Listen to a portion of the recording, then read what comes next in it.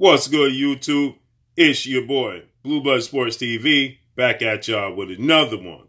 So, undefeated, unified, WBC, IBF, welterweight, world champion, superstar boxer, Errol Spence Jr., and WBA, newly crowned super regular champion, the only WBA welterweight world champion, Cuban welterweight champion, superstar boxer, Yordenis Ugas. Yordenis Ugas is 26 wins, 4 losses, 12 by way of knockout. He's 34 years of age, stands at 5'9", 69-inch arm reach. He just recently had a fight. His last fight was September 6, 2020, when he beat Abel Ramos.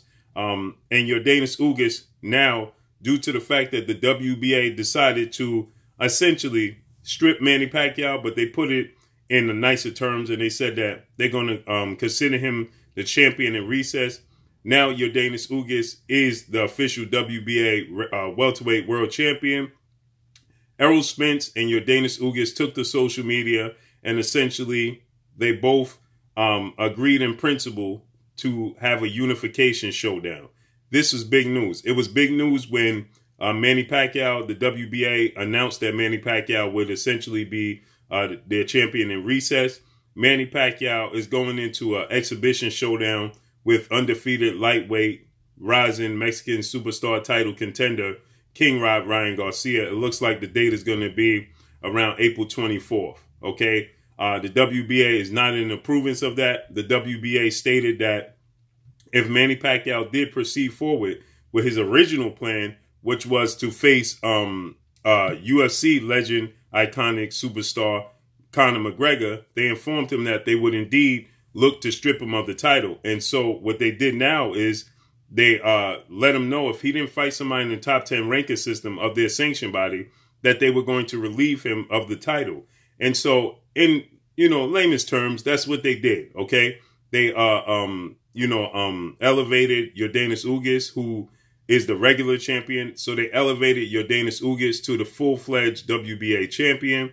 And now himself and Errol Spence have agreed in principle to have this showdown. Yordenis Ugas had this to say when it came to social media.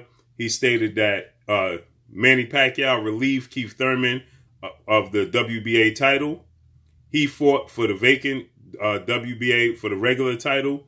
Manny Pacquiao was essentially stripped of the title, and now he's elevated. So he said, now I have the opportunity to fight in a unification bout, which is my dream, which is the fight that I always wanted, that I was chasing. He said essentially, and Errol Spence Jr., Errol Spence responded, and Errol Spence stated that absolutely, only thing you had to do was get something that I wanted, which is the belt, and now we can agree. And he put the shaking hands emoji, agreement hand, shaking hands and agreeing in principle, right? So this is a massive unification showdown, especially for Errol Spence, right?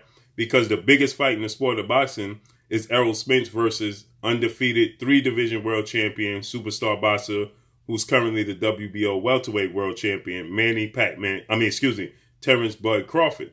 That's considered the biggest fight in the sport of boxing. With that said, now Errol Spence, he goes in this fight with Yordenis Ugas. Obviously, he's going to be the favorite in this fight. I favor him stylistically to beat Yordenis Ugas, but anything can happen in the sport of boxing. Yordenis Ugas is a champion for a reason. I expect Errol Spence to be victorious in this fight. Errol Spence then would be the WBA, WBC, IBF world champion, welterweight world champion. And he has even more leverage going into negotiations with Terrence Crawford, because now he was a 3-belt holder going into negotiation with Terrence Crawford. And let's not forget, this just means that Manny Pacquiao, after this situation with Ryan Garcia in April, and Manny Pacquiao chooses to, go back in the ranking system and, look to regain his title, then he could go into a massive showdown with Errol Spence for and to regain his belt for unification. And that's going to be a massive pay-per-view event. Now, I'm not in agreement that Errol Spence and Yordenis Ugas should be on pay-per-view. I think that this fight, it should be on free TV. I think it should happen at AT&T Stadium in Arlington, Texas, at the Dallas Cowboys Stadium in Texas, Errol Spence's backyard, because that's a stadium that allows fans in attendance. They had a max capacity of 16,000 fans. Also, San Antonio, Texas allows fans in attendance. I believe they hold 13,000. They allow 13,000 fans in attendance due to the pandemic and social distancing. So this is a fight you make in the spring, right? You say March, maybe April, right? You could make this fight between Ugas and Errol Spence. And that's around the same time Manny Pacquiao is looking to fight Ryan Garcia in the exhibition. It's a 10-round exhibition. It's not supposed to reflect on either guy's resume.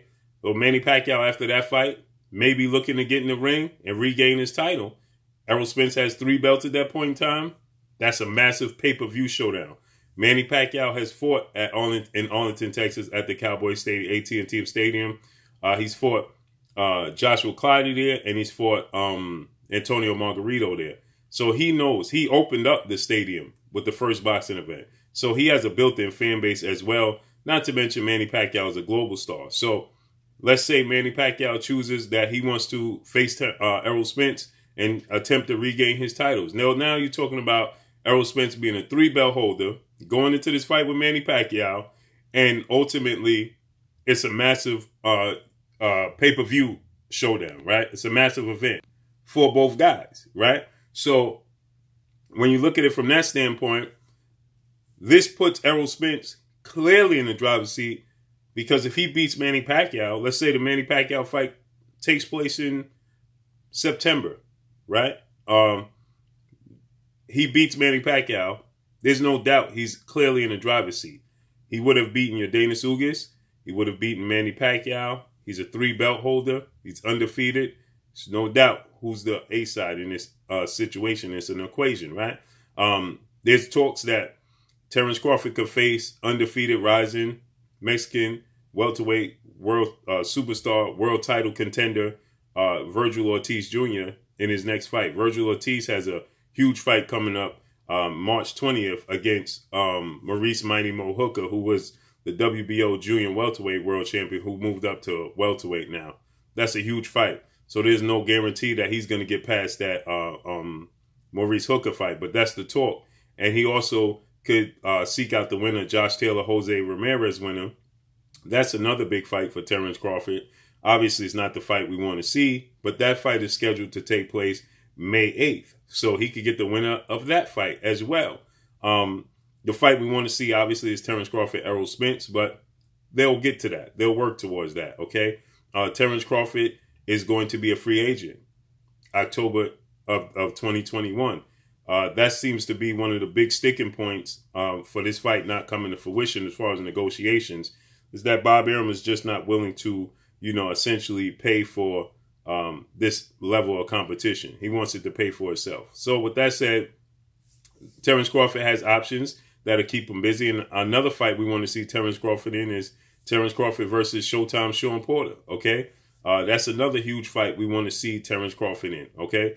Sean Porter seems to be his mandatory right now. We have to see if Sean Porter activates the mandatory position, and for the WBO, he's #1 in the ranking system. Let's see if he pushes for that. That's another huge fight, okay? Last time we saw Sean Porter in a big fight was against Errol Spence, and he put on a performance that most people didn't expect against Errol Spence Jr.